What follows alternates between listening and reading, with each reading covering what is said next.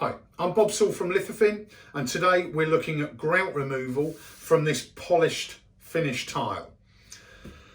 The main thing if you have an issue with a floor that's got grout residue, physical grout residue on the surface, is to complete a 2 or 4 tile test. That will tell you everything to be able to complete the floor area. So we're going to do maybe these 2 tiles or these sections, take it through that process, find the dilution, find the application time to get rid of quite a heavily applied grout residue on this test tile. So the kit we're going to need to complete this, I've got a couple of buckets, one to put the product in and one for rinsing. I've got a white emulsifying pad with a hand holder if you want to use one of those. I've got a sponge, a scrubbing brush, a pair of gloves, and I've got a white towel just for buffing the tiles after we've done the final rinse. So, as I said, the main thing and the key is to apply the product to these test tiles to tell us exactly what we need to do. The product we're going to be using today is Lithofin Cement Residue Remover. So this is an acidic product, and basically this would just tickle away the grout residue from the surface once we've applied. So I'm going to use a dilution of around 1 to 4. With the polished tiles, it should be a little bit simpler to get rid of this residue. This is quite a heavy residue I've got on here, but it still should be fairly easy to remove that, being a polished finish. Okay, so I've got 4 parts water in the bucket. I'm then going to take the product. I'm just using little cups. If you find it easier, just part cups, 4 parts in there, and I've got 1 part of the cement residue remover. Okay, now before we apply this to the tiles, a consideration for the grout in the grout joints. That's the most important thing, and what we need to do is we need to almost protect that grout because we don't want to aggressively clean it.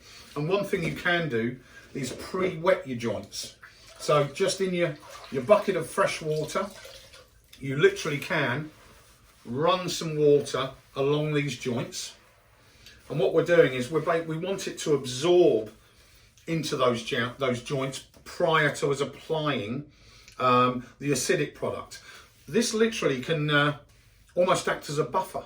And when you apply the acidic product to the face of the tile, it just buffers it slightly to protect that grout in the grout joint that we want to leave there.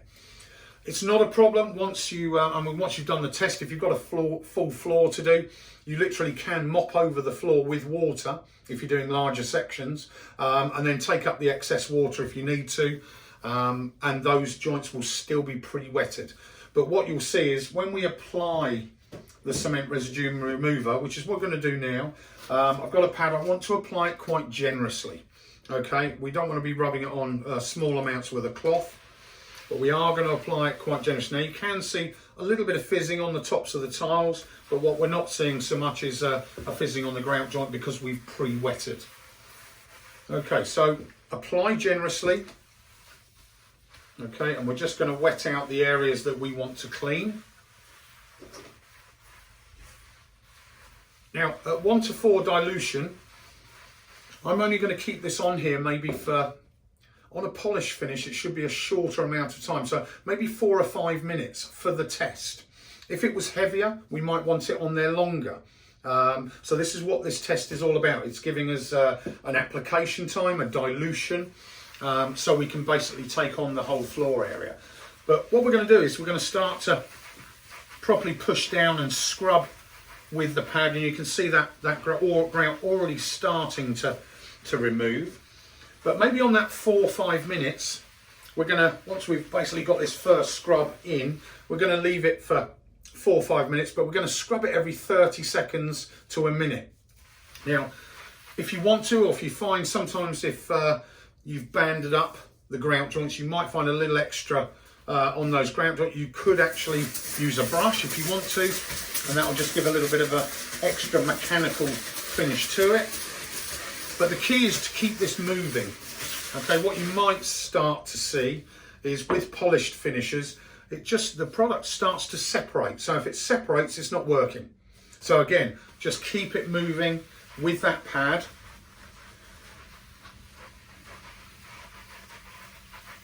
And we'll start to take that off.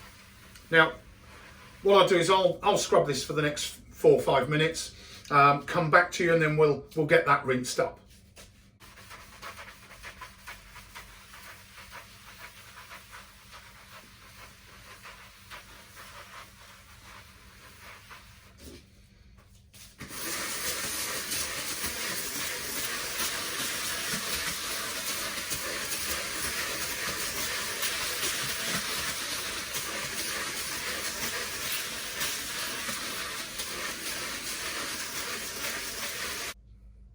Okay, so we've had this on now for sort of 4 minutes. I've been scrubbing almost continuously. You may, if you've got heavier contamination, you can take that up to sort of 10 minutes, 8 to 10 minutes. But of course, I've got it polished here. It should come off fairly quickly and fairly easily, which it appears that it has. With acidics, you always want to minimise. You want the least amount of product and the least amount of time on the tiles to minimise any sort of further damage to the actual grout joint. So we've given it a last scrub, and what we'll do now is we'll just take this, we'll take this up. Okay, so as you can see, you may be able to see, we appear to have removed all of that excess grout residue on the face. The key now is just to get that rinsed up, and I'm going to rinse this a couple of times into your fresh water. Don't be shy with the rinsing. You want lots of water so we can neutralise that acidic product, certainly into the grout joints. And then basically we're going to just take that back up. You can actually see that the water's separating a lot quicker now on the face of the tile, and that's due to that grout residue being removed. Okay, so we'll just give it a last rinse through. Like I say, plenty of water.